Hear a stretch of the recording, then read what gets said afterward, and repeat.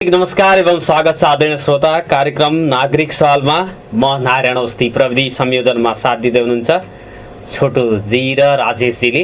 नागरिक सवालमा आज जिल्ला प्रशासन कार्यालय कैलालीका सूचना अधिकारी शिवराज जोशीसँग कुराकानी गर्नेछौँ सर्वप्रथम। त्यसपछि शुभश्री प्यालेसका सञ्चालक कविन्द्र पन्तसँग कुराकानी गर्नेछौँ र 8 बजेपछि स्वास्थ्य विभागका पूर्व महानिर्देशक डाक्टर लक्ष्मीराज पाठकसँग कुराकानी गर्नेछौँ। आउनुहोस् कुराकानी सुरुवात गरौँ जिल्ला प्रशासन कार्यालय कैलालीका सूचना अधिकारी शिवराज जोशी सरबाट। र उहाँसँग मैले जुन जिल्ला प्रशासन कार्यालयले अथवा जिल्ला प्रमुख जिल्ला अधिकारीले निषेधाज्ञाको विषयमा फरक आदेश जारी गर्नुभएको छ। भोलिबाट निषेधाज्ञा खुकुलो हुने भनेर भनिएको छ। यस अवस्थामा सर्वसाधारणको जानकारीको लागि के कुराहरू गर्न खुकुलो पारिएको छ, कुन कुन कुरा चाहिँ गर्न पाइँदैन भनेर मैले उहाँसँग कुराकानी गर्नेछु।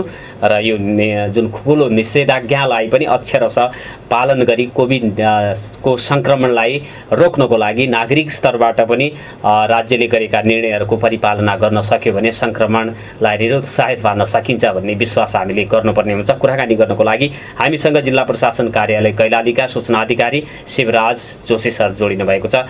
शिवराज सर, नागरिक सवालमा हार्दिक स्वागत छ। नमस्कार। धन्यवाद सर। धन्यवाद। आराम हुनुहुन्छ सर? ठिकै छ सर सबै। सर, यो पछिल्लो अब चाहिँ 19 गते भोलिबाट यो निषेधाज्ञालाई खुकुलो पारिएको भनेर आदेश आएको छ।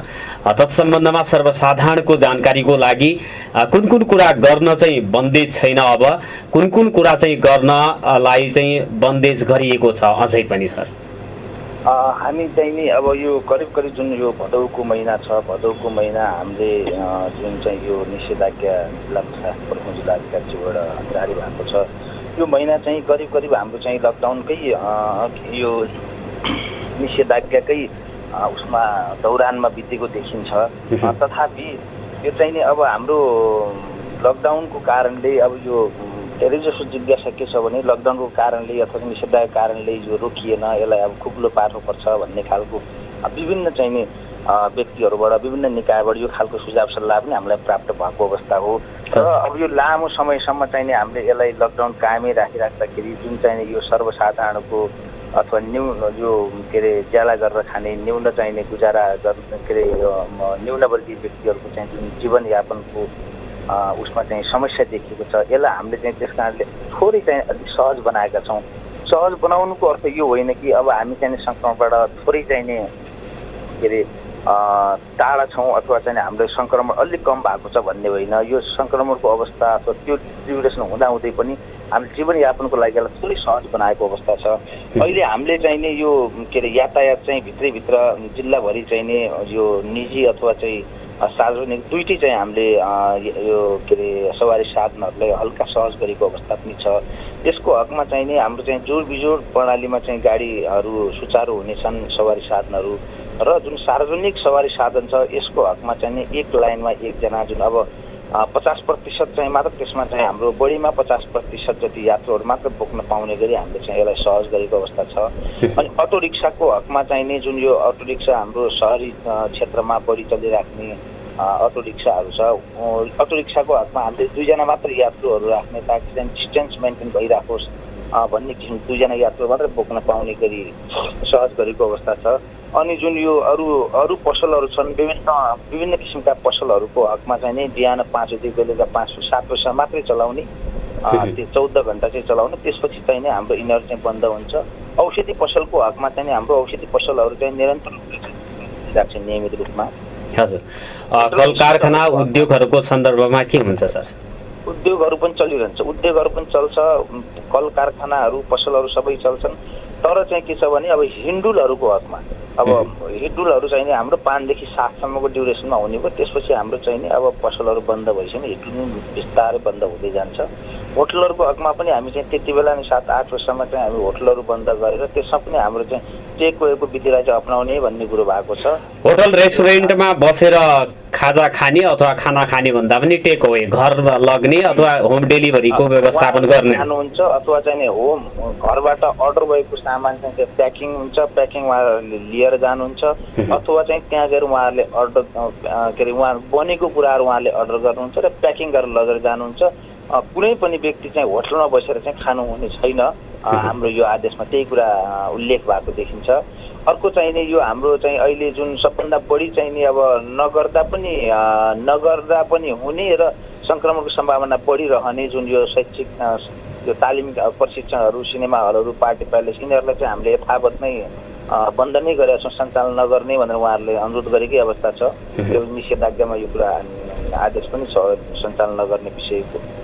ठेला गाडाको हकमा चाहिँ नि हामीले थोरै सहज गरेर तरकारीहरूसम्म चाहिँ नि तरकारी फलफुलहरू डिस्टेन्स कायम गरेर तरकारी र फलफुलसँग बेच्ने गरी चाहिँ सहज गरिएको अवस्था छ। त्यस्तै चाहिँ अब चाडपर्वहरू सादिक चाहिँ हाट बजार चाहिँ हाम्रो चल्ने छैन। अनि चाहिँ नियमित पूजा आजा पूजा बाहेक अरू चाहिँ धार्मिक र सांस्कृतिक कार्यक्रम मेलाहरू कुनै पनि गर्न नपाउने भनेर आदेशमा उल्लेख छ। अनि हाम्रो अब एउटा मेन सबैको चाहिँ चासोको विषय भनेको जुन सरकारी र सार्वजनिक कार्यालयहरू छ ती कार्यालयहरूमा अब कुनै कार्यालयहरूले जहाँ चाहिँ अब भिडभाड कम हुन्छ उहाँहरूले नियमित काम चाहिँ डिस्टेन्स कायम गरेर गर्नु नै होला। त्यो कार्यालय प्रमुखहरूले मिलाउनुहुन्छ। र बढी भिडभाड हुने जस्तै अब जिल्ला प्रशासन कार्यालय, मालपोत कार्यालय, नापी कार्यालय, यातायात कार्यालय जस्ता अत्याधिक भिड हुने कार्यालयहरूको हकमा चाहिँ नि अहिले यसलाई चाहिँ तत्काल भिडभाड नगर्ने भनेर चाहिँ आदेश भएको छ। भनेपछि काम सुचारू हुन्छ कि हुँदैन ती अफिसहरूबाट? होइन, अब यी अफिसहरू हाम्रो चाहिँ सुचारू नगर्ने नै भनेको छ अहिले, किनभने यसमा बढी भिड हुने अब मालपोत चाहिने अब सकभर चाहिने यिनीहरूलाई चाहिँ सञ्चालन नगर्ने भनेको छ अहिले हामीले, किनभने अत्याधिक भिड हुने। हाम्रो चाहिँ नि विगतका केही दिनहरूमा हामीले प्र्याक्टिस अघिल्लो दिनमा पनि हामीले चाहिँ चलायौँ, बार प्रणाली अनुसार चलायौँ, कतिलाई चाहिँ अब त्यो पालिका अनुसार पनि कार्यालयहरू सुचारू गरिएको अवस्था थियो। त्यति बेला समेत पनि यो चाहिँ व्यापक भिड भएपछि यसलाई चाहिँ अहिले हामीले चाहिँ नि नचलाउने नै भनेका छौँ। यिनीहरू अफिसहरूले सुचारू हुँदैनन् सेवाहरू अफिसबाट अनि भिडभाड हुने कार्यालयहरूमा। मोटरसाइकलहरू, रिक्साहरू अथवा सवारी साधन जुनसुकै को हकमा पनि जोड बिजोड नम्बर प्रणाली चाहिँ लागू हुन्छ सर? हजुर, जोड होइन, जोड बिजोड चाहिने हाम्रो दुईटामा मात्रै। जस्तै यो एउटा सार्वजनिक र एउटा निजीमा। मोटरसाइकलमा पनि हुन्छ?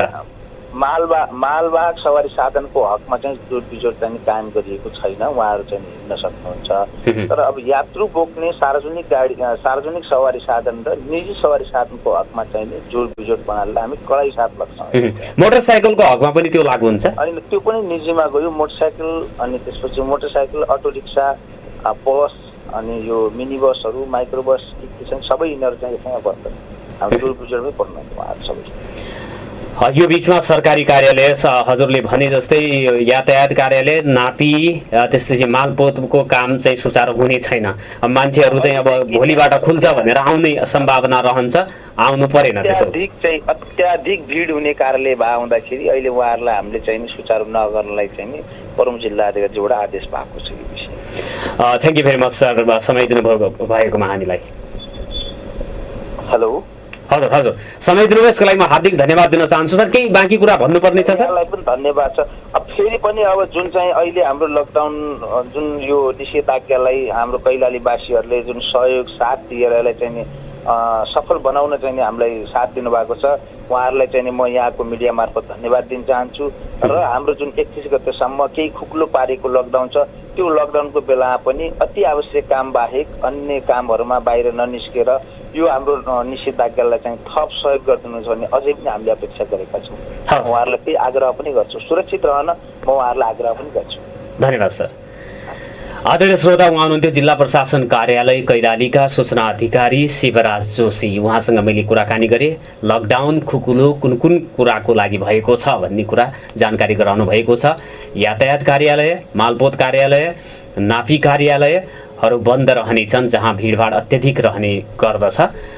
जिल्ला प्रशासन कार्यालयबाट पनि सेवा प्रवाह हुने छैन भनेर कुरा गर्नुभएको छ। ती कार्यालयहरूबाट सेवाग्राहीको रूपमा आउनुहुने महानुभावहरूले यो कुरा चाहिँ ख्याल गरिदिनु होला। या सवारी साधन, ट्रकहरूको, मालवाहक गाडीको हकमा बाहेक अन्यमा जोरबिजोर प्रणाली लागू हुनेछ भन्ने कुरा पनि जानकारी गराउनु भएको छ। हामीसँग कुराकानी गर्नको लागि शुभश्री प्यालेसका सञ्चालक कविन्द्र पन्त जोडिनु भएको छ। कविन्द्रजी, यहाँलाई नागरिक सहलमा हार्दिक स्वागत छ। नमस्कार। नमस्कार, धन्यवाद। आराम हुनुहुन्छ? सन्चै भन्नु पर्यो। यो चाहिँ पार्टी प्यालेसको व्यवसाय त तपाईँहरूको चैत्र 11 गतेदेखि एकदमै अब त्यो चाहिँ नगर्ने, अझै पनि खुकुलो हुँदाखेरि पनि तपाईँहरूलाई त्यो बन्द नै गरिएको अवस्था छ। व्यवसाय गरिराख्नु भएको थियो, त्यसमा रोजगारी पनि दिइराख्नु भएको थियो। यो चाहिँ तपाईहरुकै व्यवसायमा यो लकडाउन अथवा कोभिड-19 को प्रभाव त अब भन्नै नसकिने स्थितिमा चाहिँ तपाईहरु आक्रान्त हुनुभएको छ होला। यस्तो अवस्थामा चाहिँ अब यो आर्थिक कुराहरु हुन्छ नि, अब बैंकको ब्याजका कुराहरु, केही सहुलियत कुराहरु त्यो राज्यबाट अथवा सरकारबाट पाउने कुराहरु तपाईहरुले पनि पाउनुभयो कि? त्यस्तो केही पनि छैन सर अहिलेसम्म, हैन। अब बैंकले हामीलाई अब इन्ट्रेस्टहरु सबै क्लियर गर भन्छ, त्यसपछि मात्र सहुलियतको कुराहरु हुन्छ भन्छ। अब यता सरकारले अब सरकारबाट चाहिँ अब हामीले सहुलियत दिएका छौँ भनेका छ, कसले पाएको छ थाहा छैन। हामीहरूलाई चाहिँ मलाई लाग्दैन कसैलाई दिएको होला। अब उनीहरूको कोही आफ्नो मान्छेहरूलाई दिएको हुनसक्छ। सहुलियतको नाममा केही पनि छैन। त्यसै गरी अब रोजगारी पनि दिइराख्नु भएकोहरूलाई घर बस्नुहोस् भन्ने कुरा होला। बेरोजगार तपाईले रोजगारी दिएका मान्छे पनि भएका छन् होला। कतिजनालाई रोजगारी दिन सकिन्थ्यो तपाईहरु मासिक रूपले अथवा दैनिक रूपले पनि दिनुहुन्थ्यो होला? हाम्रो यहाँ स्टाफ नै थियो के हजुर।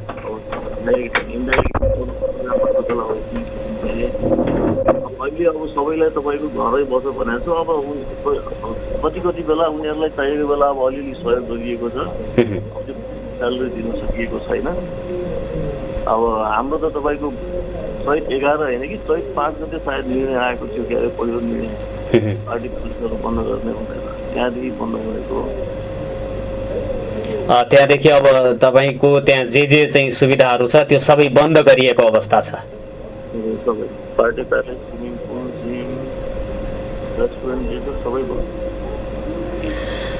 यो अवस्थामा जस्तो राज्यबाट सरकारबाट कस्तो किसिमको सहुलियत भइदियो भने अलिकता सहज हुन्थ्यो जस्तो लाग्छ यहाँहरूलाई? अब व्यापारीहरूको हकमा त तपाईँको भन्ने हो भने त अब ब्याजमा सहुलियत भइदिएको हुन्थ्यो, होइन। अब यो ब्याज तिर्ने कसरी? अब हामीले अब कारोबार के भएको छैन, अब कारोबार गरेर न ब्याज तिर्ने हो, ब्याज कहाँबाट तिर्ने? अब साउ अझ तपाईँको साउको कुराहरू पनि छ, अब तिर्ने कसरी छ? अब तिर्न सकिँदैन। अब यो त तपाईँको सरकारले तिर्दिनु पर्ने हो नि त हाम्रो लागि यस्तो स्थितिमा। हामीले त आफ्नो ठाउँको लागि भनेर गरिरहेको छौँ। आफ्नो प्राइभेट गरे होला त्यो अलग कुरा छ, तर आफ्नो ठाउँको लागि भनेर हामीले गरिसकेको यत्रो ठुलो इन्भेस्टमेन्ट गरिसकेपछि त सरकारले पनि हामीलाई हेर्नु पर्यो नि त। हामीले ट्याक्स तिरिरहेछौँ, ठुलो अमाउन्टमा ट्याक्स तिर्छौँ हामीले, खै त सरकारले हामीलाई हेरेर हामी कर मात्र तिर्ने तपाईँको, अनि सरकारले केही पनि नहेर्ने। परिआएको बेलामा सरकारले केही पनि नगर्ने गर्दाखेरि अब यो उद्यमशील हुनु कठिन छ र आगामी दिनहरू पनि अब अनिश्चित छ। तपाईहरुको सन्दर्भमा त के हुन्छ भन्ने कुरा अझै अनिश्चित छ। यस्तो अवस्थामा चाहिँ अब साथी समूह अथवा आफ्नै एउटा चाहिँ सञ्चालकहरूकै बीचमा पनि के कस्तो सल्लाह गर्ने, कसरी जाने भन्ने योजनाहरू त कोरिराख्नु भएको छ होला नि? अब यस्तो छ, तपाईँको अब पार्टी प्यालेस भयो, होटल भयो, हामीसँग जस्तै अरू पनि व्यवसायहरू भयो, 1 वर्ष अझ उठ्न सक्ने अवस्था छैन। स्थिति कोभिडको चलिरहेको छ, अझ आउँदो 1 वर्षसम्म हामीहरूलाई गाह्रो नै हुन्छ। यो अवस्थामा उठ्नलाई त अब हामीले अब साथी सर्कल र तपाईँको अब मेम्बरसँग मात्रै कुरा गरेर त के निकास निस्किने जस्तो देख्दैन म त। निकास निकाल्नलाई सरकारले पहल गर्नुपर्ने भयो। अब त्यो त्यस्तो किसिमको सहुलियत सरकारबाट प्राप्त भयो भने यो व्यवसायलाई भोलिका दिनमा निरन्तरता दिन सकिने स्थिति रहन्छ। नत्र भने न नयाँले गर्न सक्छ, न तपाईहरूले चाहिँ गरिराखेको मान्छेले पनि हतोत्साही हुने किसिमको चाहिँ वातावरण हुन्छ। राज्य अभिभावक हो भने राज्यले अप्ठ्यारो परेको अवस्थामा साथ सहयोग चाहिँ दिनुपर्छ भन्ने मान्यता राख्नुहुन्छ यहाँहरूले? एकदमै दिनुपर्छ। र तपाईँको अर्को कुरा के हो भने जस्तै उद्योग वाणिज्य छ यहाँ, वाणिज्य के हेरेर बसिरहेको छ, किन चुलाएर बसिरहेको छ? व्यापारीको हकितको लागि खोलेको एउटा सङ्घ होइन, बोल्दैन, महिनामा एकचोटि बोल्छ अनि चुप लाग्छ। यसरी बोलेर हुन्छ, सम्बन्धित निकायसँग कुरा गर्नु पर्यो, उद्योग वाणिज्य सङ्घले व्यापारीहरूको हकितमा पहल गर्नु पर्यो। खालि म त यिनीहरू टोटली सुटेको जस्तो लाग्छ। यही सम्बन्धमा थप कुरा केही भन्न चाहनुहुन्छ पन्तजी? बाँकी केही कुरा भन्न चाहनुहुन्छ? अब हामी जस्तो व्यवसायहरूले अब सरकारको तिरबाट अब विशेष सहुलियत हुनुपर्छ होइन। अब उता ब्याङ्कले पनि तपाईँको बिहानदेखि साँझसम्म फोन गरेर पैसा तिर मात्र भन्छ होइन। अब कहाँ व्यवसाय छैन, के छैन, कहाँबाट तिर्ने, कसरी तिर्ने? यो कोरोना कोष भनेर विशेष कोषमा चाहिँ यो यस्तो व्यवसायहरू कोरोनाको कारणले गर्दाखेरि प्रभावित भएका व्यवसायी व्यक्तिहरूलाई बिना ब्याजमा, एकदमै न्यून ब्याजमा त्यस्तो चाहिँ उपलब्ध गराउने भन्ने मलाई लाग्छ यो बजेटमा त्यसपछिको यो मौद्रिक नीतिहरूमा पनि आएको थियो। तत्सम्बन्धमा केही कुराहरू बुझ्नु भयो कि भएन? त्यसमा तपाईँहरू लाभग्राहीभित्र पर्नुहुन्छ कि हुन्न भन्ने कुरा थाहा छ कि छैन?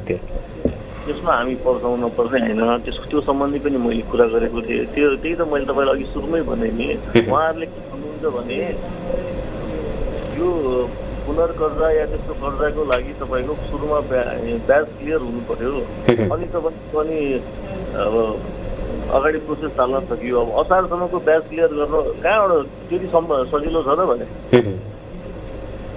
चैत्रदेखि चाहिँ कारोबार भएको छैन। हजुर, अब तपाईँ ब्याङ्कवालाले यो कुरा बुझ्दैन। अब माथिबाट प्रेसर छ भन्छ, अब खै माथिवालाले के कुरा गर्छ? अब यस्तो विषम परिस्थिति छ। अब यो अवस्थामा पनि अब सरकारले, राज्यले अभिभावकीय भूमिका निर्वाह गर्यो भने पक्कै पनि सहज हुन्छ। कम्तीमा चाहिँ ब्याजको कुराहरूमा यो चाहिँ कर्जा प्रवाह गर्ने कुरामा सहुलियत दियो भने यो व्यवसायलाई जे काम गरिराखेको छ त्यसलाई निरन्तरता दिन सकिन्छ भन्ने ठान्नुहुन्छ? सकिन्छ, मजाले सकिन्छ। अब सरकारले हामीलाई सहुलियत दियो भने हामी सजिलो भयो भने हामीले गर्दा अरूलाई पनि सजिलो भयो। जस्तै अब कर्मचारीलाई सजिलो होला, अरू जहाँ हाम्रो सामान आउँछ उनीहरूलाई सजिलो होला, सबैलाई सजिलो हुन्छ। हवस् कविन्द्रजी, छोटो कुराकानी गर्नको लागि समय दिनुभयो, यसको लागि म धन्यवाद दिन चाहन्छु। धन्यवाद। आदरणीय श्रोता, पार्टी प्यालेसको काम त एकदमै ठप्प भएको अवस्था छ। चैत महिनाको 5 गतेदेखि नै उहाँहरूले आफ्नो व्यवसाय पार्टी प्यालेसहरू बन्द गरिराखेको अवस्था छ। ठुलो लगानी भएको छ यो क्षेत्रमा। एउटा मात्रै शुभश्री प्यालेसको मात्रै कुराकानी होइन, सम्पूर्ण पार्टी प्यालेसहरू अहिले बन्द रहेको अवस्था छ र उहाँहरूको ठुलो लगानी छ। यस्तो अवस्थामा व्यवसायीहरूलाई चाहिँ हतोत्साहित हुनबाट बचाउन र मनोवैज्ञानिक लगायत विभिन्न आर्थिक सङ्कटहरूबाट माथि उकास्नको लागि सरकारले जुन एउटा सहुलियत ऋणको कुराहरू, सहुलियत कर्जाका कुराहरू अथवा त्यो चाहिँ जे जस्तो चाहिँ बजेट भाषणमा मौद्रिक नीति लगायत अन्य नीतिहरूमा जुन चाहिँ गरेको छ त्यो सेवा सुविधा प्रवाह गर्ने कुरामा चाहिँ छिटो छरितो तरिकाले गरी उहाँहरूलाई सहुलियत दिने कुराहरूमा पहल गर्नुपर्ने देखिन्छ। अन्यथा व्यक्तिहरू आफूले गरिराखेको पेसाबाट पलायन हुने कुराहरू, मनोवैज्ञानिक सङ्कटहरू आउने कुराहरू, आर्थिक सङ्कट आउने कुराहरू, टाँट पल्टिने कुरा जस्ता र भोलिको दिनमा चाहिँ पुनः सञ्चालन गर्न नसकिने अवस्थामा यदि कुनै उद्योग व्यवसाय अथवा कुनै पनि रोजगारी दिने सङ्घ संस्थाहरू गयो भने त्यसको राष्ट्रिय रूपमै त्यसले क्षति गर्छ। अर्थतन्त्रमा नै त्यसको चाहिँ नकारात्मक असर पर्न जान्छ। रोजगारी गुम्छ कयौँको र सुविधाहरू पनि पाइराखेका सुविधाहरू पनि नपायो भने त्यसले पनि असहज जनजीवन हुन जान्छ। तसर्थ राज्यले अब यो चाहिँ कोभिड सँगसँगै यी कुराहरूमा पनि ध्यान दिनुपर्छ भन्ने आवाजहरू उठिराखेका छन्। यस सम्बन्धमा राष्ट्रिय तहबाटै हुन्छ अथवा प्रदेश तहबाट हुन्छ अथवा स्थानीय तहबाट हुन्छ, 3 तहको सरकार छ।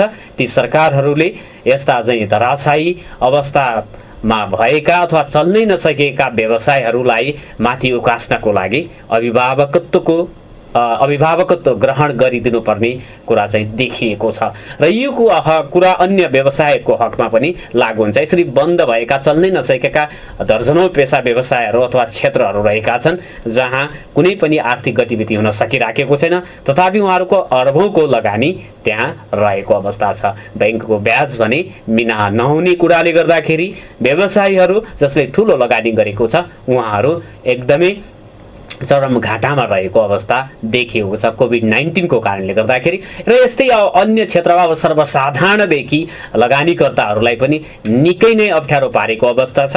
यस्तो अवस्थामा राज्यले कसरी राहत दिन सक्छ भन्ने किसिमका योजनाहरू, कार्यक्रमहरू, नीतिहरू ल्याउन अति आवश्यक छ। यति कुरा भने मैले त्यसपछि मैले स्वास्थ्य विभागका महानिर्देशक, पूर्व महानिर्देशक डाक्टर लक्ष्मीराज पाठकसँग 8 बजेपछि म कुराकानी गर्नेछु। त्योभन्दा अगाडि छोटो म हेडलाइनहरू तपाईँलाई स्मरण गराउन चाहन्छु। सुदूरपश्चिममा झन्डै 64,000 को कोरोना परीक्षण गरिएको प्रदेश सरकारको सामाजिक विकास मन्त्रालय अन्तर्गतको स्वास्थ्य महाशाखाले बताएको छ। 10% मा संक्रमण पुष्टि भएको छ। 64,000 को कोरोना परीक्षण गर्दाखेरि 10% मा संक्रमण पुष्टि भएको आँकडालाई देखाउँछ। पछिल्लो 24 घण्टामा 61 जनामा संक्रमित थपिएको छ। हिजो 5,000 ले कोरोना जितेको दाबी गरिएको छ। सुदूरपश्चिममा कोरोना परीक्षण र कन्ट्र्याक्ट ट्रेसिङका लागि समन्वय गर्न स्वास्थ्य मन्त्रालयले छुट्टै टोली खटाएको छ। प्रदेश र स्थानीय सरकारमाथि निगरानी गर्नको लागि डाक्टर भीमसिंह टिङ्करीको नेतृत्वमा एउटा चाहिँ कन्ट्र्याक्ट ट्रेसिङका लागि समन्वय गर्न मन्त्रालयको टोली चाहिँ गठन गरिएको छ र कन्ट्र्याक्ट ट्रेसिङका कुराहरूमा अलिकता चाहिँ यो जुन हिसाबले हुनु पर्थ्यो त्यो हिसाबले कन्ट्र्याक्ट ट्रेसिङ हुन सकिराखेको छैन। जुन टोलमा अथवा जुन क्षेत्रमा संक्रमितहरू देखिएका छन्, धनगढीको कुरा गर्ने हो भने वडा नम्बर 5 मा सघन रूपमा एउटै टोलमा संक्रमितहरू देखा परेको छ र उक्त टोललाई सिल गर्ने र त्यसपछि स्वास्थ्य कर्मीहरू स्वयं त्यही उपस्थित भएर स्वाब सङ्कलन गर्नुपर्ने हो। तर चाहिँ शङ्का लागेका मान्छेहरूलाई कुनै निश्चित ठाउँमा बोलाउँदाखेरि उहाँहरूले चाहिँ आउँदा जाँदा अन्य व्यक्तिहरूमा पनि संक्रमण हुन सक्ने कुरातर्फ चाहिँ ख्याल गर्नुपर्ने कुरा देखिएको छ। त्यतातर्फ पनि ध्यानाकर्षण हुन जरुरी देखिएको छ। यति कुरा भन्दै छोटो व्यापारिक विश्राममा जान्छौँ। त्यसपछि 8 बजे टाइम चेक र त्यसपछि मैले डाक्टर लक्ष्मीराज पाठकसँग कुराकानी गर्नेछु। कोरोना कोही विषयमा मैले उहाँका अनुभवहरू चाहिँ मैले तपाईँहरूलाई सुनाउने प्रयास गर्नेछु। नागरिक सवाल सुन्दै गर्नुहोला। पुनः स्वागत छ आदरणीय श्रोता। नागरिक सवालमा केही कमेन्टहरू पनि आएका छन्। लक्ष्मण महर, रमेश नवाठानी ओड, ईश्वर शाही राजा, रविन्द्रवम ठकुरी, निरज धामीले चाहिँ पनि कमेन्ट गर्नुभएको छ। लकडाउन कहिलेसम्म छ धनगढीमा भनेर चाहिँ अब खुकुलो टाइपको लकडाउन त भदौ 31 गतेसम्म नै छ भनेर चाहिँ भर्खरै हाम्रो सूचना अधिकारीले भन्नुभएको छ। दीपक साउदले पनि कमेन्ट गर्नुभएको छ। प्रेम राउतले लेख्नुभएको छ नारा जुलुस गर्न पाइने भनेर भन्नुभएको छ। नारा जुलुस गर्न पाइँदैन। करण मगर अनि त्यसपछि रमेश रोकाया, जनक महराजीहरूले हामीलाई कमेन्ट पनि गर्नुभएको छ। हामी कुराकानी गर्नको लागि हामीसँग जोडिनु भएको छ स्वास्थ्य विभागका पूर्व महानिर्देशक डाक्टर लक्ष्मीराज पाठक। उहाँसँग हामी जोडिएका छौँ। डाक्टर साहब, नागरिक सवालमा हार्दिक स्वागत छ। नमस्कार। धन्यवाद। नमस्कार। हजुर, आराम हुनुहुन्छ सर? एकदम ठिक छौँ। डाक्टर साहब, अब यो चाहिँ कोभिड संक्रमणको कुरा जसरी चाहिँ अब यो डेटाहरू तथ्याङ्कहरू सार्वजनिक भइराखेको छ सुदूरपश्चिम प्रदेशमा, यो हेर्दाखेरि हाम्रो चाहिँ संक्रमणको अवस्था के छ, कस्तो छ भन्ने लाग्छ यहाँलाई? अब अहिले संक्रमणको अवस्था बढ्दो क्रममा छ, यहाँले सुनिरहनु भएको छ। दोस्रो कुरा, संक्रमण समुदायमा फैलिसकेको भन्ने कुराहरू आएको छ है। हजुर, समुदायमा त्यही धनगढीकै अहिले धनगढी हसनपुरकै र तारानगरको कुरा गर्दै गर्दा त्यहाँ चाहिँ बाहिर कतै नगएका व्यक्तिहरूमा पनि त्यही एउटै परिवारमा सबैजना सदस्य सङ्क्रमित भएको देखिन्छ। त्यसले चाहिँ समुदायमा सङ्क्रमण फैलिएको भन्ने भन्छ। त्यस्तै किसिमले देशभरि नै राजधानी काठमाडौँसम्म पनि समुदायमा सङ्क्रमण फैलिएको रिपोर्टहरू आइरहेको हामीले देखेका छौँ। तपाईँहरूले सुन्नु पनि भएको होला सबैले। हजुर। त्यसैले यसलाई चाहिँ कोभिड-19 को सङ्क्रमण बढ्दो क्रममा छ भन्ने कुरा चाहिँ बुझिन्छ पहिले नै। यो बढ्दो क्रमलाई नियन्त्रण गर्नको लागि यदि गर्न सकिएन भने भोलि त महामारीको अवस्था आउँछ।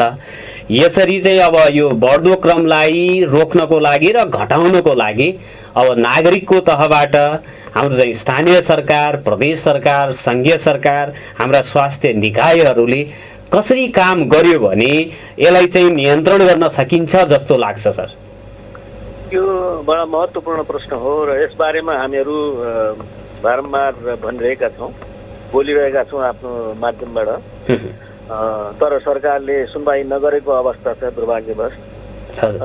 अब गर्नुपर्ने के हो भने केन्द्रीय सरकारले यसलाई एक किसिमको विधि विधान कार्ययोजना बनाएर कार्ययोजना अनुसारको गाइडलाइन्सहरू बनाएर दिशानिर्देश गर्नु पर्थ्यो सङ्घीय सरकार र के अरे प्रदेश सरकार र स्थानीय सरकारलाई। त्यो हुन सकेन एउटा है। अर्को कुरा, अर्को अभाव के भयो भने लकडाउन लगाउने बित्तिकै लकडाउन नै के अरे साध्य हो, लकडाउनले चाहिँ उपचार गर्छ भन्ने जस्तो भावमा लकडाउन लगाइयो। लकडाउन लगाउनुभन्दा पहिले कार्ययोजना भएन। हामी लकडाउन लगाइसकेपछि कार्ययोजना यो हामी गर्छौँ भनेर बाहिर दिनु पर्थ्यो, त्यो पनि सरकारले दिएन। अब कार्ययोजनामा पर्नुपर्ने केही महत्त्वपूर्ण प्रश्नहरू छन्। अब त्यो पुरानो भइसक्यो तर पनि महत्त्वपूर्ण केही पक्षहरू छन् जसलाई ध्यान दिइएन, जसले गर्दाखेरि अहिले सङ्क्रमण बढ्दो क्रममा रहेको देखिन्छ। अब त्यसमा के छ भन्नुहुन्छ भने एउटा त हामीले लकडाउन विषयमा जब 4 महिना जति लकडाउन भयो त्यसमा हामीले गर्नुपर्थ्यो के त भन्दाखेरि घरबाट बाहिर निस्किन नदिने र बाहिरका मानिसहरूलाई चाहिँ व्यवस्थित गर्ने। बाहिर भन्नाले भारतबाट आउने र विदेशबाट आउने व्यक्तिहरूलाई चाहिँ व्यवस्थित नाकामै व्यवस्थित गर्ने, यी दुईटा कुरा गरेको भए र अर्को त्यो बिचमा हामीलाई भोलि महामारी भयो भने फैलियो भने समुदायमा फैलियो भने हामी के गर्नुपर्छ भन्ने तयारी गर्नुपर्थ्यो। जस्तै आइसोलेसन बेड कति चाहिन्छ भन्ने छ है, कति प्रतिशत जनसङ्ख्याको कति प्रतिशत चाहिँ सङ्क्रमण हुन सक्छ भन्ने अनुमानका आधारमा आइसोलेसन बेड, क्वारेन्टाइन बेडहरू, त्यसपछि भेन्टिलेटर्सहरू, अक्सिजनको साधनहरू हामी उपलब्ध हुनु पर्थ्यो, उपलब्ध गर्नु पर्थ्यो त्यो 4 महिनामा। त्यो पनि गर्न सकिएन, त्यो पनि भएन। र अर्को चाहिँ के हो भने यो अब अहिलेको अवस्थामा जब यो बढ्दो क्रममा छ, अहिले गर्नुपर्ने के थियो त भन्दाखेरि कन्ट्याक्ट ट्रेसिङ र टेस्टिङ। अहिले हाम्रो मुख्य काम भनेको सङ्क्रमण जब समुदायमा फैलिन थालिसकेको अवस्था छ। मैले अघिको कुरा चाहिँ सङ्क्रमण समुदायमा नफैलिनुभन्दा अगाडिको कुरा गरेँ होइन। अब चाहिँ सङ्क्रमण समुदायमा फैलिन लागेको अवस्था छ, त्यस्तो बेला गर्नुपर्ने के थियो भने हामीले पहिला त यो आइसोलेट गर्ने हो। आइसोलेट भन्नाले जो भएको छ त्यसलाई चाहिँ आइसोलेसनमा राख्ने हो, चाहे त्यो होम आइसोलेसनमा होस् चाहे त्यो अरू अस्पतालमा गएर आइसोलेसनमा बस्ने होस्, एउटा आइसोलेसनमा राख्ने हो। दोस्रो गर्ने हो केसहरू फाइन्ड आउट गर्ने हो। केसहरू फाइन्ड आउट गर्ने हो, हामीले खोजी गर्ने हो, खोजी गर्ने हो, केसहरूलाई खोजी गर्ने हो। 2 खोजी गर्दाखेरि 2 किसिमले गर्ने हो। जस्तै एउटा घरमा केसहरू देखियो भने त्यो घरका वरिपरि 500 मिटर जति वरिपरिका घरहरूलाई हामीले एउटा क्वारेन्टाइनमै राख्ने हो, उहाँलाई सिल गर्ने हो, त्यो एरियालाई सिल गर्ने हो क्या। पुरै लकडाउन लगाउनुभन्दा पनि त्यो एरियालाई सिल गरिसकेपछि त्यो घर वरिपरिका घरहरूका व्यक्तिहरूलाई टेस्टिङ गर्ने हो। त्यसपछि तिनीहरू कहाँ गएका थिए, कोसँग कन्ट्याक्ट गरे, कोसँग सम्पर्क भयो उहाँहरूको भनेर यो कन्ट्याक्ट ट्रेसिङ भन्छ यार। त्यो कन्ट्याक्ट ट्रेसिङ गरेर टेस्टिङ गर्नुपर्ने थियो। त्यो टेस्टिङ गरेको भए हामी त यति छ भने हामी थाहा पाउँथ्यौँ नि त होइन। त्यो आधारमा हामी होम आइसोलेसनमा राख्ने हो कि अस्पतालमा राख्ने हो कि भन्ने कुराहरू बुझिन्थ्यो। त्यो भएन, कन्ट्याक्ट ट्रेसिङ हुँदै भएन, खोजी कार्य एकदमै सुस्त भयो। अब अवस्था के भयो भने सङ्क्रमण बढ्दो क्रममा छ, हामी तयारी छैनौँ। कोभिड अस्पताल उपचार गर्ने अस्पतालहरू भरिभर आउँछन्, आइसोलेसन बेड भरिभर आउँछन्, पाइरहेको छैन। होम आइसोलेसनमा बस भनेपछि आएको छ। हाम्रो जस्तो मुलुकमा छुट्टै एउटा कोठा राखेर उसलाई चाहिँ एउटा आइसोलेसन हिसाबले बस्ने कतिवटा घर होला नि त भनौँ न, त्यो सम्भव छ कि छैन त्यो पनि सोच्नुपर्ने थियो। त्यो सम्भव छैन। ठुल्ठुला घर वालालाई होला कोठा धेरै भएका होला नि, अब सबै मान्छे आफ्नै घर भएर कोठा धेरै भएको घर त हुँदैन नि, त्यसपछि कोही बहालमा बस्छन्। त्यस्तो बेलामा होम आइसोलेसन पनि हाम्रो देशको लागि अनुपयुक्त जस्तै ठहरिन्छ।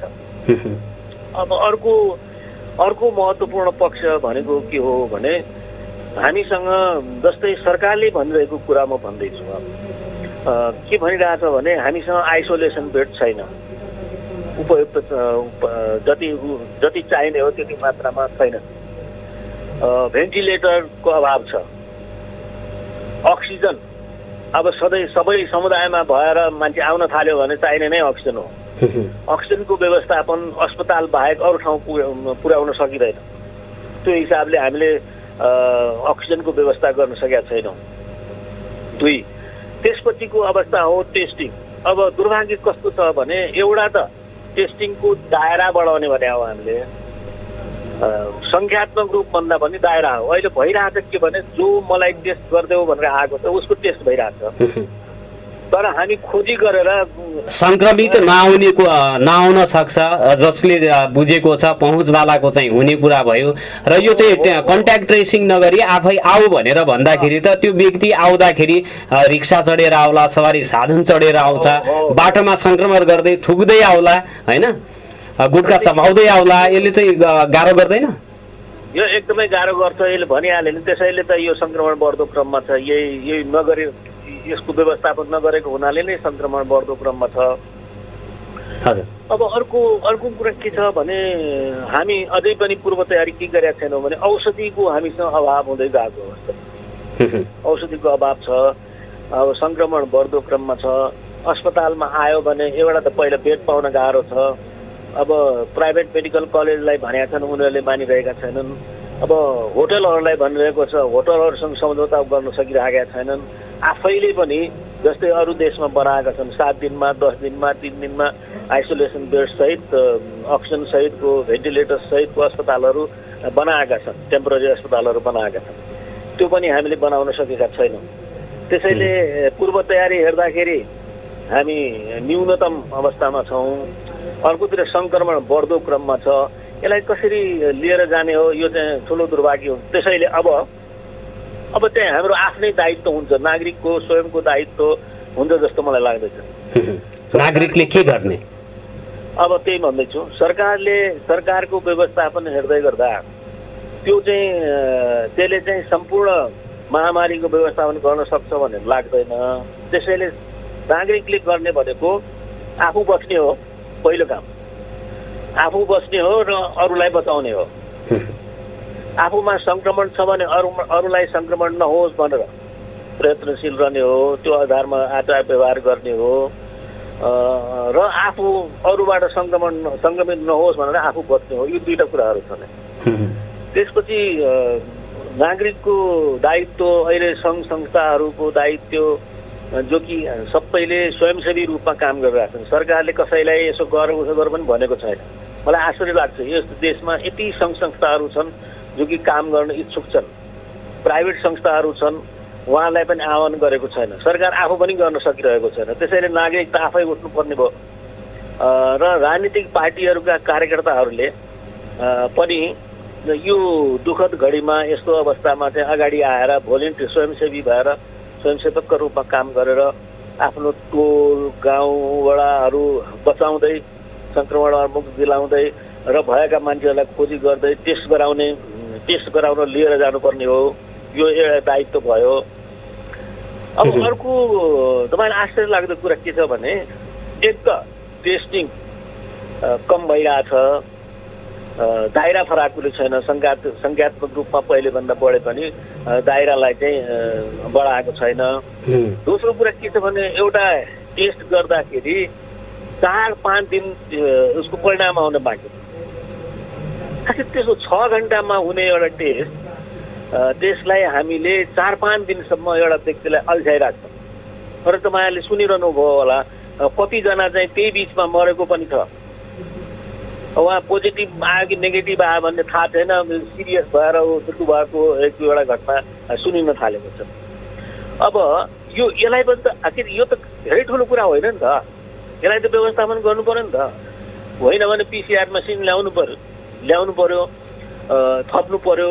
अब अहिले त एन्टिजन टेस्ट भन्ने छ, जस्तै अब धेरै देशहरूमा गरिरहेछन्। 30 मिनटमै रिजल्ट आउने उपकरणहरू पनि तयार भइसक्यो। त्यही छिमेकी भारतमै तयार गरिसकेको छ आफैले। अब यसको व्यवस्था पनि हामीले गर्न सकेका छैनौँ। अब 5 दिन यही काठमाडौँमा, अर्को कुरा छोडिदिनुहोस्, काठमाडौँमा एउटा व्यक्तिले जतायो भने त्यसको 4 दिन, कम्तीमा 4 दिन परिणाम आउन आउँछ। त्यो बेलासम्म त्यो व्यक्ति कहाँ घुम्छ, आफ्नै घरमा पनि हुन्छ होइन, अरू ठाउँ पनि जान्छ, पोजिटिभ आउँछ। त्यो बेलासम्म उसको सम्पर्क धेरैसँग भइसकेको अवस्था हुन्छ। अब हामी कन्ट्याक्ट ट्रेसिङ पनि नगर्ने, रिजल्ट पनि यो परिणाम पनि उसको पोजिटिभ हो कि परिणाममा पनि विश्वसनीयता, एउटा प्रयोगशालामा गर्यो नेगेटिभ आउँछ, अर्कोमा गर्दाखेरि पोजिटिभ आउने कुराहरू पनि आइराखेका छन्। त्यो पनि छ। त्यसैले अब यो पनि एकदम सही कुरा उठाउनु भयो। त्यो त काठमाडौँमा पनि देखियो, अब बाहिरको त कुरा छोडिदिउँ होइन। अब यो एउटा छ, त्यसका लागि पनि दक्ष जनशक्ति नभएको भन्ने चाहिँ बुझिन्छ। यो दक्ष जनशक्ति नभएको भन्ने बुझिन्छ। जबकि यो देशमा झन्डै हजारौँ माइक्रोबायोलोजिस्टहरू छन्, उनीहरू काम नपाएर बसिरहेका छन्। उहाँहरूलाई ल्याएर 48 घन्टाको ट्रेनिङ दिएपछि पुग्छ, धेरै गर्नै पर्दैन। उहाँहरूले त आन्दोलन गरिरहेको 500 हामी स्ट्यान्ड बाई छौँ, जहाँ पनि सेवा गर्न चाहन्छौँ, हामीलाई न्यूनतम पारिश्रमिक, बस्ने खाने व्यवस्था गरिदियो भने काम गर्न तयार छौँ भनिराखेको अवस्था पनि हो। त्यो कुरा अब उहाँहरू हुनुहुन्छ, हामीले पनि त्यो मिटिङमा पनि भनिरहेकै हो। तर किन हो कुनै सुनिराखेको छैन सरकारले, र उहाँहरूलाई ल्याएर आफ्नो ठाउँमा टेस्ट गर्ने, टेस्टलाई अझ टेस्टको दायरा बढाउँदै जाने, टेस्टको रिजल्ट परिणाम छिटो दिने, 6 घन्टाभित्र दिने। त्यसपछि त्यो हुँदाखेरि त मान्छेलाई कमसेकम उसले अरूलाई त सार्दैन नि। त्यो नगरेको हुनाले यो परिस्थिति चाहिँ भयावह हुँदै गइरहेको र जो यो स्थानीयमा जहाँ चाहिँ अब जुन घरमा, जुन लोकालिटीमा, जुन समुदायमा संक्रमण देखियो, त्यो समुदायको वरिपरिको क्षेत्रलाई सिल गर्नुपर्ने अपरिहार्य देखियो। यहाँ चाहिँ सिल भइराखेको छैन। एकदम सही कुरा भन्नु हो। मैले भने त्यसैले पुरै जिल्ला अथवा राष्ट्र नै लकडाउनमा जानुभन्दा पनि यसरी जहाँ जहाँ संक्रमण देखिएको छ त्यो ठाउँलाई चाहिँ 500 मिटरको त्यो चाहिँ वरिपरिका घरहरूलाई चाहिँ सिल गर्नै पर्छ र तिनीहरूको परीक्षण गर्नै पर्ने देखिन्छ। हो, यसको सफलता हेर्नुहोस् है, यसको सफलताको कथा भन्छु। उदयपुरमा तपाईँले सुन्नुभयो होला, उदयपुरमा एउटा भारतबाट आएका मानिसहरू बसेर प्रार्थना गर्दा त्यहाँ एउटा सर्यो होइन। गरिसकेपछि त्यो बेला चाहिँ हामीले भनेको कुराहरू 500 मिटरको वरिपरि सबै सिल गर्नुपर्छ भनेपछि त्यहाँ सिल गर्यो, कन्ट्याक्ट ट्रेसिङ गर्यो, वरिपरिका सम्पूर्ण घरहरूलाई पनि टेस्ट गरेपछि त्यहाँ अहिले सङ्क्रमण छैन भन्नाले सफलताको कथा त छ नि त। त्यहाँ त नेपालगञ्जमा पनि एउटा टोल छ, त्यो टोलमा भयो। त्यो टोलमा भइसकेपछि यस्तै गर्यो, सिल गर्यो, कन्ट्याक्ट ट्रेसिङ गर्दै गर्यो, टेस्टिङ गर्दै गर्यो र उपचार गर्यो भनेपछि अहिले त्यहाँ पनि छैन, त्यो एरियामा पनि छैन भनेर त्यो उदाहरण हामीसँग हुँदाहुँदै अरू ठाउँ पनि यस्तै गर्नुपर्ने हो, त्यो भइराखेको छैन। त्यसैले यसले चाहिँ यो त परिस्थिति चाहिँ आफू खुसी आउनुहोस् र स्वाब दिएर जानुहोस् भन्ने कुरा गलत छ। एकदमै गलत छ, एकदमै गलत छ। आफू खुसी आउनेलाई पनि उपलब्ध हुनु पर्यो। कोही आउँछ भने धेरै झन्झट नगरिकन उसको टेस्ट गरिदिनु पर्यो। एक अब संक्रमित व्यक्ति पोजिटिभ जसको आएको छ ती सबै आँकडालाई घर घरमा गएर हेरेर त्यसको कन्ट्याक्ट ट्रेसिङ गरेर फेरि टेस्टिङ गराउनु पर्छ। त्यो चाहिँ भइरहेको छैन। जस्तो प्रदेश सरकारको कुरा गर्दाखेरि सुदूरपश्चिम प्रदेश सरकारले यहाँहरू जस्तो विज्ञहरूसँग सल्लाह लिएको अहिलेसम्म के गर्दा उपयुक्त हुन्छ भनेर यो चाहिँ अब अन्य स्थानीय सरकारहरूले, प्रदेश सरकारले, त्यसका चाहिँ मातहतका मन्त्रालयहरूले, निकायहरूले, स्वास्थ्य निर्देशनालयहरूले के तपाईँहरूसँग सुझाव सल्लाह मागेको छ कि छैन सर? हामी सुझाव दिन तयार छौँ, सहयोग गर्न तयार छौँ, काम गर्न पनि तयार छौँ भनेर हामीले सन्देश पठाएका हौँ। उहाँहरूले बोलाउनु भएको छैन। एक अर्को कुरा उहाँहरूका आफ्नै दक्ष प्राविधिक जनशक्तिहरू छन् जस्तो छ होइन। उहाँहरूको बुद्धि विवेक उहाँहरूको अनुभवबाट त्यो पुगेन जस्तो मलाई लाग्दछ। यो उहाँहरूले खोजेर अनुभवी मान्छेहरूलाई लानुभन्दा पनि आफ्ना मान्छेहरू, मलाई आश्चर्य लाग्छ यस्तो महामारीमा पनि यस्तो सङ्कीर्ण सोच राखेर कसरी समाधान हुन्छ त समस्याको? यो कहाँ सोधेकै छैन हामीलाई।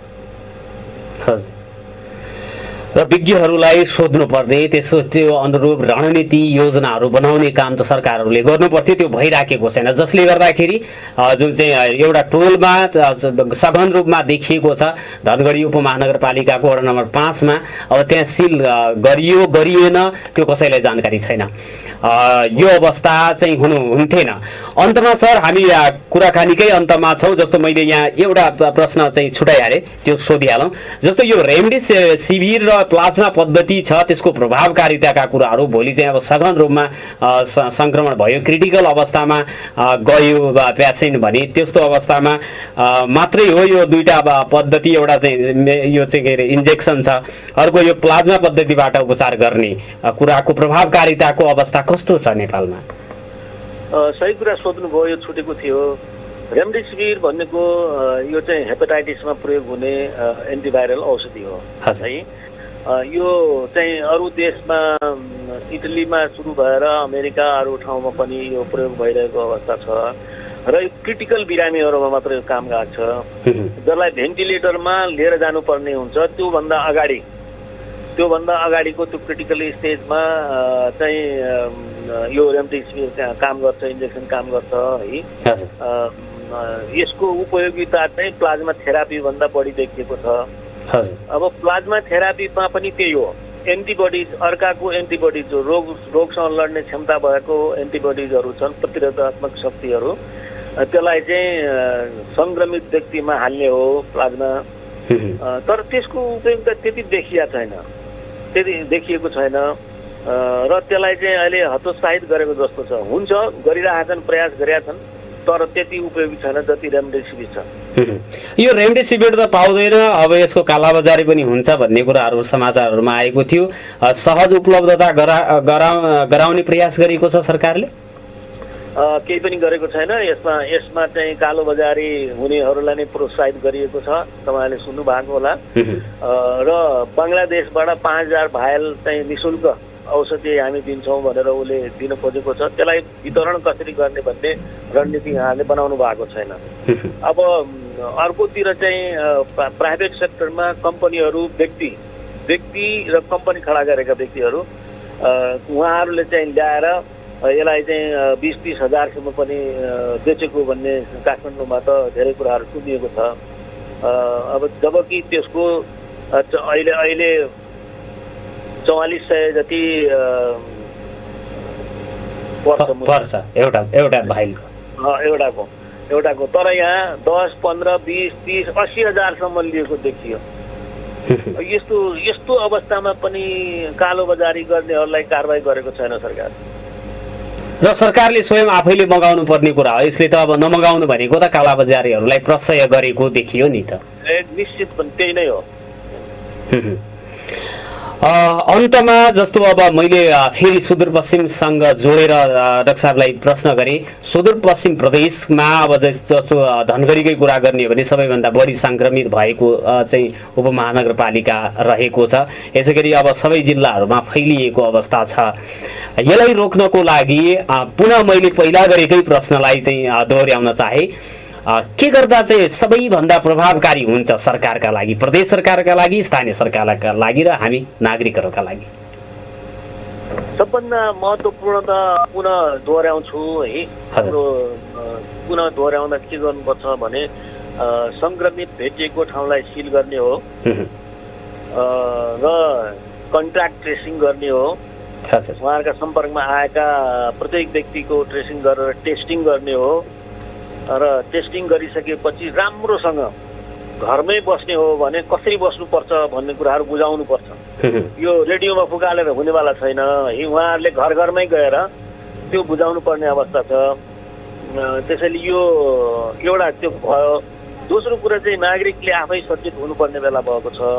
नागरिकले कमसेकम सुरक्षित स्वास्थ्यका सुरक्षित उपायहरू अपनाउनुपर्छ। जस्तै मास्क लगाउनुपर्छ, साबुन पानीले हात धोइराख्नुपर्छ र भौतिक दूरी चाहिँ कायम गर्नुपर्ने हुन्छ। यी भिडभाडमा जानु हुँदैन। यी कुराहरू हामीले गर्दै गऱ्यौँ भने अब आफूलाई शङ्का लागिसकेपछि टेस्ट गर्न चाहिँ जानुपर्दछ। 2 अब यति नागरिक सचेत हुने बित्तिकै त्यसको के हुन्छ भने नागरिक सचेत हुने बित्तिकै ऊ त सेवा लिन आउँछ, त माग बढ्न थाल्छ, सेवा लिन आउँछ। अब सरकारको त्यहाँनिर दायित्व के हो भने आफूले गर्न नसक्यो भने आफूले गर्न सक्ने कुरा त गरिदिनु पर्यो। टेस्ट चाहिँ सबैलाई उपलब्ध गराउनु पर्यो। जुन बेला जो पनि आए पनि उसलाई टेस्ट उपलब्ध गराउनु पर्यो र भइसकेपछि उपचारका लागि कोभिड अस्पतालहरू र अरू अस्पतालहरूलाई पनि त्यो औषधि र जनशक्ति चाहिँ तयार गरेर राख्नुपर्ने हुन्छ। र अन्तमा यो जसरी भारतबाट आउने जाने क्रम भइराखेको छ, अझै पनि सीमालाई हामीले सुरुदेखि भनिरहेको सीमामा एउटा व्यवस्थित रूपमा हेल्प डेस्क नै राखेर उहाँ चाहिँ स्क्रिनिङ त्यहीँबाट गर्नुपर्ने हुन्छ। त्यहाँ हामीले गर्न सक्यौँ भने कमसेकम उनीहरूले होल्डिङ सेन्टरै पनि बनाउन सक्यो भने धेरै फाइदा हुन्थ्यो। अब त्यो पनि गरोस् सरकारले भन्ने सोच हो हाम्रो। हवस् डाक्टर साहब, आफ्ना अनुभवहरू हाम्रा नागरिक, हाम्रा श्रोताहरूलाई सुनाउने अवसर प्रदान गर्नुभएकोमा म धन्यवाद दिन चाहन्छु। र यो अवसर दिनुभएकोमा यहाँहरूलाई पनि धन्यवाद। नमस्कार। हजुर, आदरणीय श्रोता, उहाँ हुनुहुन्थ्यो स्वास्थ्य विभागका पूर्व महानिर्देशक डाक्टर लक्ष्मीराज पाठक, सुदूरपश्चिम कैलालीकै हुनुहुन्थ्यो। उहाँसँग मैले कुराकानी गरेँ र कुराकानीको निचोड र निष्कर्षमा सुनाउन चाहन्छु। जुन चाहिँ अहिले सङ्क्रमण बढिराखेको छ, टोलहरूमा सघन रूपमा देखा परिराखेको छ। अब स्थानीय सरकारले टोललाई सिल गर्ने कुराहरू, कन्ट्याक्ट ट्रेसिङ गर्ने कुराहरू, सम्भावित सङ्क्रमितहरूको स्वाब सङ्कलन गर्ने र नतिजा यथाशीघ्र चाँडो चाहिँ अब प्रयोगशालामा परीक्षण गरेर दिने कुराहरू गर्यो। र त्यो समुदाय अब चाहिँ पुरै जिल्लालाई निषेधाज्ञा गर्ने अथवा लकडाउनमा गर्यो भने त्यसको चाहिँ त्यसले अझ फरक खाली समस्याहरू सिर्जना हुन सक्छन् भन्नेतर्फ हाम्रो चाहिँ सरकारी निकायहरूको ध्यान जान जरुरी छ। र स्थानीय तहको सरकारले खास गरेर जनशक्ति परिचालन गर्ने, कन्ट्याक्ट ट्रेसिङ गर्नको लागि सम्भावित जहाँ चाहिँ सङ्क्रमितहरू देखा परेका छन् त्यत्त क्षेत्रको अब चाहिँ निश्चित एरियाभित्र सिल गरेर त्यहाँ भएका व्यक्तिहरूको चाहिँ स्वाब सङ्कलन गर्ने, नमुना परीक्षण गर्ने, नतिजा चाँडोभन्दा चाँडो निकालेर उहाँहरूलाई चाहिँ कन्फर्म गर्नु पर्यो उहाँहरूको स्वास्थ्यको अवस्था कस्तो छ भन्ने कुरा त्यो भयो। र सङ्क्रमित व्यक्तिको सम्पर्कमा आएका व्यक्तिहरू पत्ता लगाई उहाँहरूको पनि यो चाहिँ टेस्ट गरेर सङ्क्रमितलाई आइसोलेट गर्न सक्यो समुदायबाट अथवा सङ्क्रमण नभएका व्यक्तिहरूबाट पनि, यो चाहिँ जहाँको त्यहीँ रोकिन्छ र यसको चाहिँ चेन ब्रेक हुने कुरा गर्न सकिन्छ भन्नेतर्फ हाम्रो स्थानीय तहको सरकार, प्रदेश सरकार र स्वास्थ्य का निकायहरूको ध्यान आकर्षण हुन जरुरी देखिएको छ। आजको संवादको निष्कर्ष यही नै छ भन्ने मलाई लागेको छ। र प्रविधि संयोजनमा साथ दिनुहुने राजेशजी, छोटोजीलाई म हार्दिक धन्यवाद दिन चाहन्छु। हाम्रो चाहिँ भिडियोमा कमेन्ट गर्नेहरूलाई पनि धन्यवाद दिन चाहन्छु। हामीलाई सुनिदिनु भयो। भोलि पर्सि यही र यस्तै अन्य विषयवस्तुका बारेमा छलफल बहस र परिवेश गर्ने वाचाका साथ आज भने म बिदा माग्न चाहन्छु। नमस्कार, शुभ दिन।